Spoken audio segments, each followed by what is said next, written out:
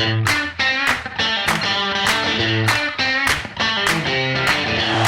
be up to the offensive line. No, Prince's going to throw for it. Got to get it off.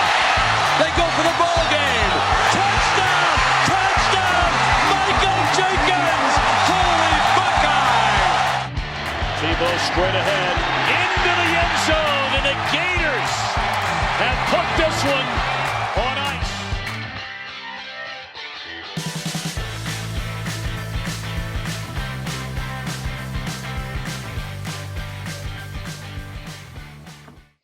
Hello, hello, hello, and welcome to the Tim and Shipe Show. This is a college football podcast. Thank you so much for joining us. We're part of the Press Play Podcast Network, and we're going to be talking college football week 1, week 0 with you for the next 45 minutes to an hour, hopefully. So hang in and enjoy yourselves. And if you like the episode, if you like the podcast, give us a like, follow, comment on Facebook, Twitter, Instagram. We especially like Facebook because we're in our 30s and that's what we grew up with. So give us a shout out on any of those platforms though, and we'll get back with you. But Tim Jones, week 1, first episode of the season outside of our preseason, but this is our first true episode of the season. How you feeling? How you living? Man, I am so excited. We had a really great tease this past weekend for this week 0. But it is time. It is game time. I am ready to go for week 1 to actually have some real football. Man, real football. You're not kidding. Once we get to our picks against the spread, we'll talk about it a little bit more. But, man, week 1 football is going to be dynamic. It's going to be dynamite. It's going to be awesome.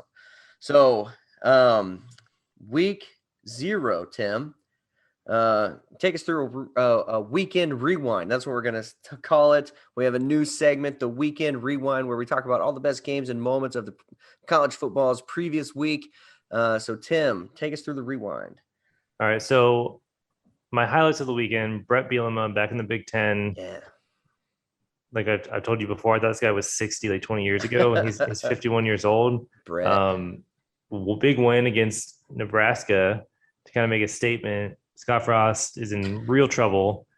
Does Scott Frost last the season? I think they'll give him this season. I don't think season? Yeah, I think they will. Man. Because of his reputation, whatever. But I think they'll give him the rest of the season. Then he's gone if things don't drastically improve from now on. But the highlight for me of the whole weekend has to be all 12 people who were at the UCLA game against Hawaii. Did you see that crowd? It was dead. It was like it was like last season for real. But they were allowed to have people in the game. They were allowed to have, and no one just showed up. Nobody went. Nope. That's awesome.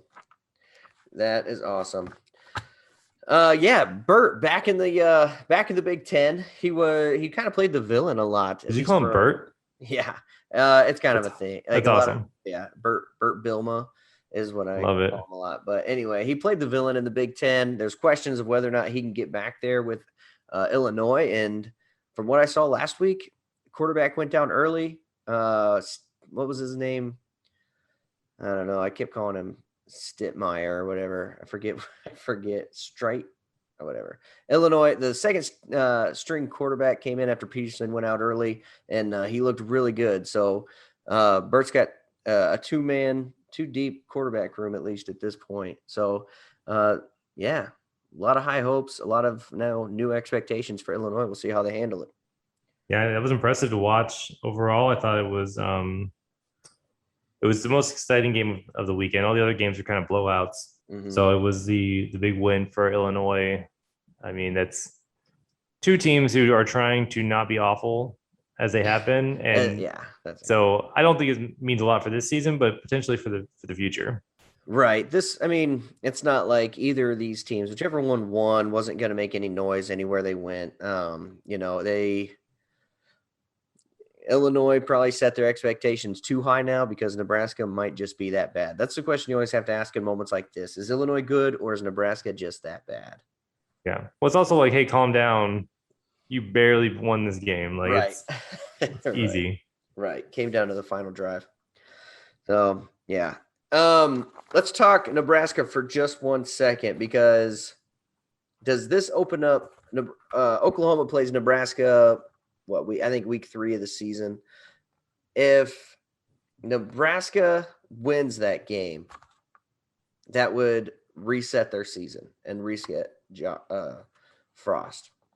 So I put them in one of our previous preseason episodes. I put Nebraska on Oklahoma's radar because I think it's going to be a closer game than what you think.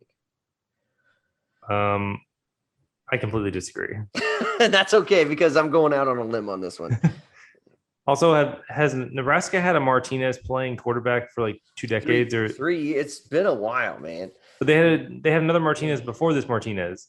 I'm pretty sure this is like the second Martinez, and they've been playing for like a decade. Look it up. I'm not. I'll making look it up, but man, I don't think so. I could be wrong.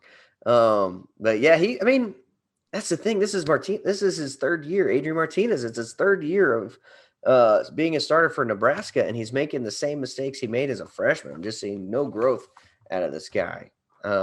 It's just bad. It just looks bad. Here's a question: Did Mackenzie Milton make Scott Frost? Yeah, I think so too. I think in the same way. I mean, he kind of had it, but the same way that. Oh gosh, I am so bad with names. Not Patriot, the Colts. Andrew Luck. Same way Andrew Luck made Jim Harbaugh, and in a certain extent. It's a pretty good comparison, actually. Yeah. Okay. Anyway, weekend rewind. That was a big game of the week. Nebraska, Illinois. Not a whole lot going on besides that game. So let's talk week 0. Yeah. Let's talk about our home teams, man. Next segment, home teams. Ohio State. If you listened to our last preseason episode, you heard my little rant against Tim when he said we had no experience. And I had to come back hard on Tim about that. So if you want to hear that, check out our previous episode, which was preseason episode 4. Check it out. But Ohio State, Tim, if Ohio State has good defensive backs, they went from number 1 in overall defense to number 82, like number 1 in 2019, 82nd in 2020. Defense just took a nosedive. And I'll say that COVID had a lot to play with that, in that because we had Kerry Combs, first season back, and with a really short time to put his philosophies and his game plan going in. And so I really see Sevyn Banks and the rest of those defensive backs stepping things up this year. The next big question mark is linebacker. 3 open spots, 3 brand new faces, all 3 starters from last year off to the NFL. And so we'll have 3 new linebackers. The core of the defense is brand new. And so there's a lot of question marks there. And you even saw Ryan Day hitting the transfer portal hard. He was trying to go after all the big names in the transfer portal. They got one, but he is still outside linebacker from USC transfer in. He's still ineligible as of right now because the NCAA hasn't approved his transfer yet. So a lot of question marks, a lot of new faces, a lot of things to be worried about on the defense. And that's what everyone's going to be looking at this upcoming week because Minnesota, believe it or not, I mean, their quarterback. I hate that I can't use names because I'm so bad at them. But their quarterback, this is his third year starting. He's got a lot of weapons around him. Their offense is going to be really good. Don't be surprised if this game is close midway through the third quarter, if it's within 10, because Minnesota very well could score some points against the Buckeye defense. It's the first week. Minnesota's been looking forward to this for a year now, and they've had a lot of time to prepare. So this really could be a closer game than what you think. We got a new quarterback coming in, 0 passes in the NCAA. Just so much. I could go on forever. So much happened in the offseason, but just don't get too worried too early, Buckeye fans. That's what I'll tell you right now. Be patient with this defense. Be patient with our quarterback. Let him get settled. It's his first game in front of people, real human beings besides friends and family. And just give him some time and give that defensive secondary and defensive linebacking core some time to get settled. It's week 1, folks. Don't expect the world. Yeah, and I think it's going to take some adjustments. Obviously, I think Ohio State it may be close early, and Ohio State's going to pull ahead and win pretty comfortably. Yeah. In the second half. But Tanner Morgan, I think, is the name you were trying to come up with for Minnesota, right? The senior quarterback. Yeah. I tried to think of a couple names, but yeah. Yeah, but I think that this is kind of opposite ends of the spectrum here. You have, like I was saying last episode, a very inexperienced Ohio State team overall. They lost a lot of weapons last year. Their quarterback room is new in general. I mean, that's the thing, is like it's not just CJ Stroud, it's the whole top of the depth chart and quarterback position is brand new. So 2 redshirt freshmen and 1 true freshman. So that's pretty unheard of. I don't know if that's ever really been a thing in major college football to have this much youth. So I mean, and really they kind of lucked out with Justin Fields last year. They would have been in this boat last year. So it would have been ugly. Not just like that 2 years ago. Do you remember when we were on pins and needles? Because if I was on pins and needles, because if Justin Fields got hurt in 2019, the season, everything was over. We had the everything in front of us. And if Justin Fields went down, I think you had Gunnar Hoke or something as the backup. And now look at us. The deepest quarterback room, just so much confidence and so the deepest freshman quarterback room. Yes. I mean, there's 4 hog mollies, man. I mean, they haven't. Okay, you criticize all these other players for never doing anything. But these guys have never played football. 3 5-star recruits and 1 4-star recruit. I mean, it's okay. Let's calm down until somebody at least throws a pass, and then we can have this conversation. The funniest thing about that is that the 4 stars are starter. Isn't that funny? There are 3 5-star recruits and 1 4-star, and the 4-star is the starting quarterback. Yeah, but that's what I was trying to say. I guess is just that Minnesota has a lot more experience, but they don't have even close to the depth and the talent, and that's where the emotions run high early on. Yeah, and then the actual talent kind of wins out. Typically in college football, not always, but it's typically how it plays out. And so I expect it to be close early, and Ohio State's going to just kind of pull away. Yeah, it's going to be fun, though. This is Thursday night. I mean, it's 2 days away for us. By the time you guys are listening to this, it's going to be tomorrow. So just, oh, man, I'm super pumped about this season. Just really excited about college football. Well, there's another team playing this weekend. I don't know if you heard. Who's that? Miami? Oh, of course. I mean, they're probably playing, like, whatever. But the University of Florida is hosting Florida Atlantic University, and I feel like this would have been a lot more interesting of a game a few years ago when Lane was still there. I guess like 2 years ago when Lane Kiffin was still there. It would have been a little bit different, but we can't control that. We schedule these games a little bit in advance, like a decade. So it is what it is. So they're playing, and Florida, obviously, we talked about this in our last episode a little bit, where Florida has a new quarterback this year. As you know, Emory Jones finally gets his shot after Trask had an incredible year last year, and they just fell a little bit short. If you remember, they lost to Alabama in the SEC championship game. Yeah, it was close. A one possession game. Yeah, it was a shootout. Yeah. What is he up to in the NFL? Trask? Yeah, what's Trask doing? He's backing up Tom Brady. Is he? Okay, he's at Tampa Bay, backing up Tom Brady. He is the backup, like solidified backup. Yep, he's number 2. Right. As of right now. So yeah, he hasn't done a lot yet. He's played some preseason games, but he's been put in some rough situations there. Different conversation, different level of the game we talk about. But yeah, he hasn't. They put him in a pretty rough situation where he's playing against like third string, and their third string offensive line was awful. And he's not a real mobile guy, as you saw. Right. And he was just getting kind of devastated by these guys. So like nobody was catching the ball. He wasn't able to throw very many passes. It was rough. But then the next game, he actually bounced back pretty well. So anyway, but right now Emory Jones has to take over this position, and I think he's gonna have a lot of support. So we have Dameon Pierce, Naquan Wright, Malik Davis, and then we have DeMarcus Bowman and Lorenzo Lingard, who were the 2 transfers that came in last year and are highly recruited players, both of them. And they're right now 4th and 5th on the depth chart on the running back. I mentioned last week, I didn't really get too much into it because I want to save some of it for this, but that's 5 players who can do some damage. Dameon Pierce is the muscle. Like, he's going to run over people. Malik Davis likes to catch the ball out of the backfield more. Naquan Wright's kind of a hybrid of the two. Okay. And then honestly, what I've seen in, practice, which doesn't say a whole lot, but Bowman is that guy who has that speed to pull away. So once he gets free, he's gone. Okay. Whereas I'm not sure what Lingard is going to be at this point, but I'm so excited to see these running backs. I'm expecting way more running than we've been doing in the last few years. So that's going to be a huge thing. The Gators also lost a lot of quarterback or a lot of wide receivers in the last 2 seasons. So they're going to have to kind of have some guys step up. So I'm curious to see how that goes.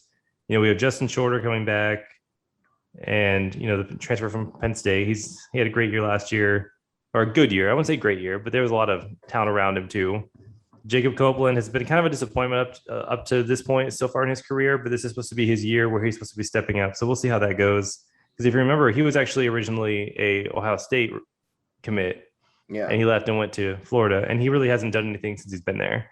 Dropped a lot of balls, basically, is what he's really done. Yeah. So that's a big thing. And then on defense, the one highlight I want to give you is Brenton Cox Jr., the transfer from Georgia. Speaking of guys who had a lot of talent, but didn't last there.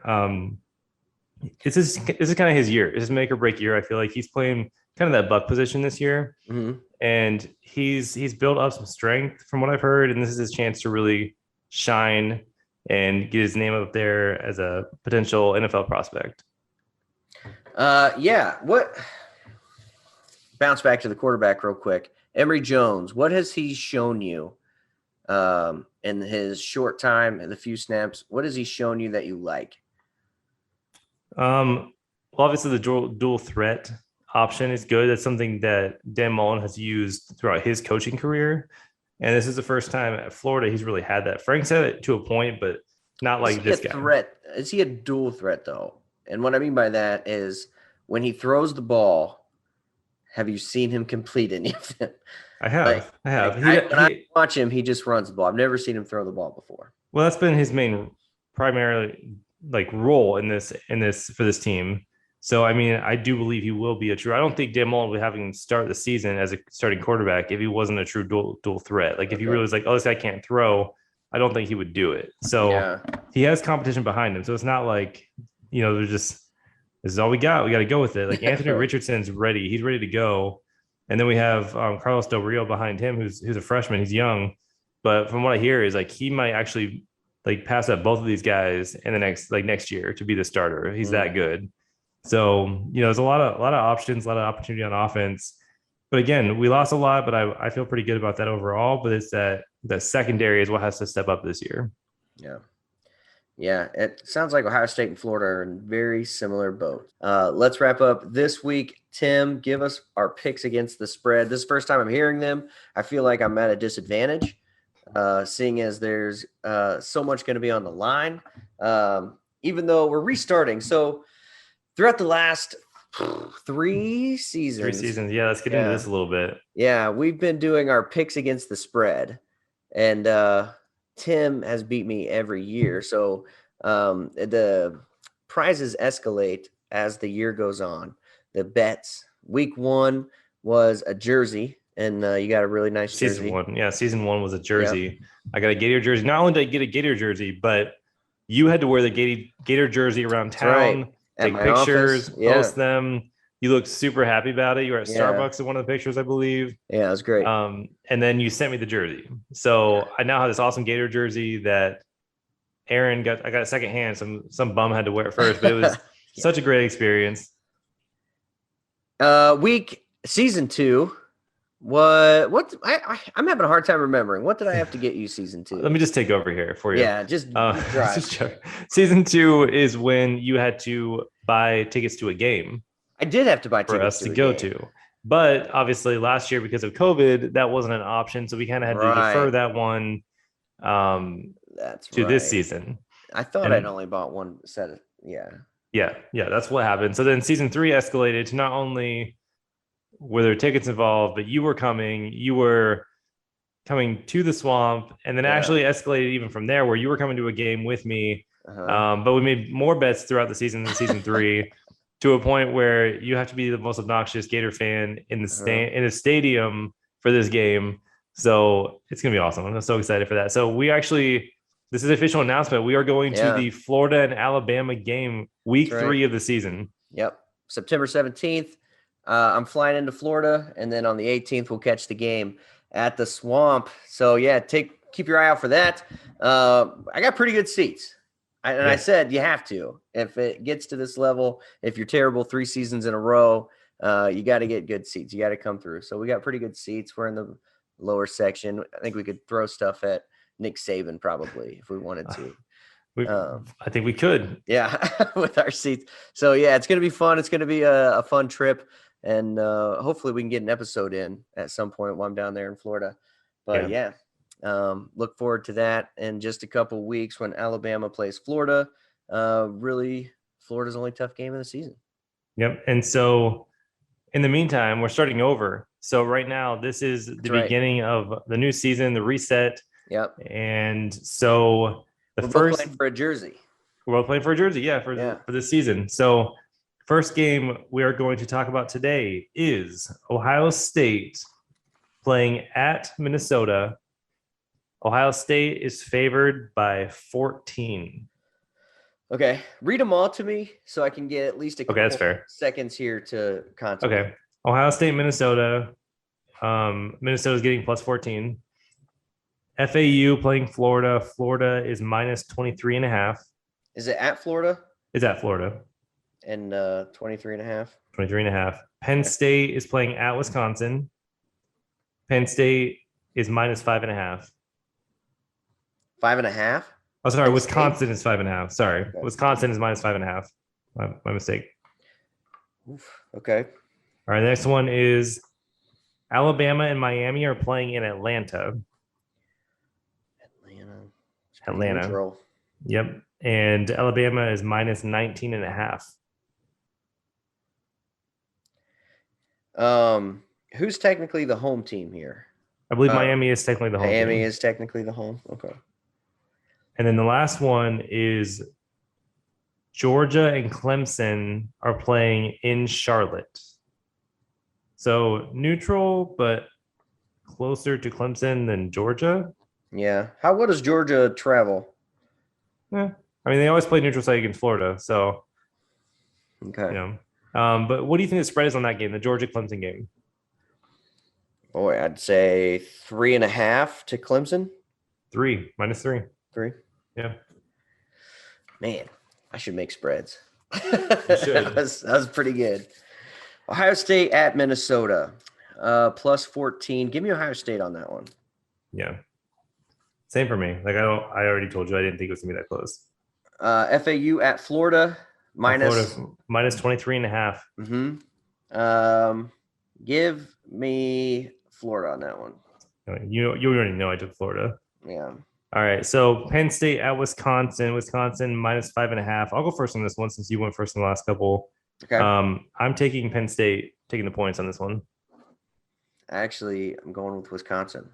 Okay. There's our first difference this year. All right. And then Alabama, Miami in Atlanta. Alabama minus 19.5. Bama. Yeah. Same for me. And then Georgia and Clemson. Clemson minus 3 in Charlotte. Georgia. Give me Georgia on that one. All right. I'm taking Clemson. All right. So far we're the same with Ohio State and Florida, and we're the same for Alabama. That we differ. You have Wisconsin, I have Penn State covering, and then you have Georgia, I have Clemson. I think we're going to split. I feel pretty confident about Wisconsin winning this by, I think it's going to be 9. I think Wisconsin wins by 9. Oh, this one makes it fun, though, is when we're doing these kinds of things and we have this extra thing to worry about and focus on during the games. It makes it exciting. Yeah, I really need a jersey, man, especially now that you can get players' names on them. You got a generic number 1. I get one, my own pick, and by the end of the season, there's going to be a star. I'm going to get him to sign it. I'm just dreaming here. My mind escalates.